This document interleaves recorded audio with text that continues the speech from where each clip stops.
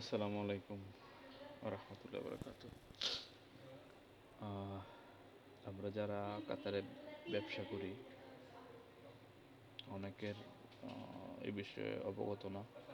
সেটা হচ্ছে অডিটটা হচ্ছে সরকারি ট্যাক্স এর একটা বিষয়।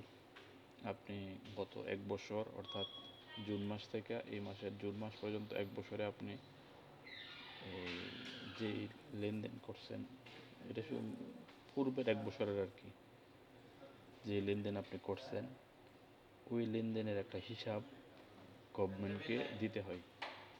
এই হিসাবটা যদি আপনি না দেন তাহলে আপনার ব্যবসার প্রতি মাসে এখন এটা শেষ হবে আগামী 30 জুন, অডিটের শেষ সময়, সরকারি সময় 30 জুনের আগে সবাইকে অডিট করতে হবে যারা ব্যবসা করি আর কি। তো যারা গত 6 জুনের আগে কোম্পানি করছে, নতুন গত জুনের আগে কোম্পানি যদি কেউ করে থাকেন এক বছর এখনও হয় না, এরপরেও অডিট করতে হবে, অর্থাৎ জুনের আগে করলে আর কি।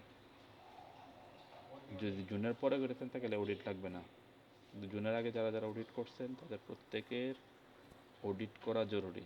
না হলে অনেক টাকা ফাইন আসে, 5 থেকে নিয়ে 50,000 রিয়াল পর্যন্ত ফাইন আসতে পারে।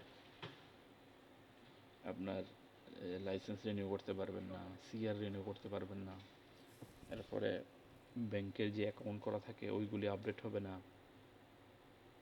অডিটের কারণে আর কি।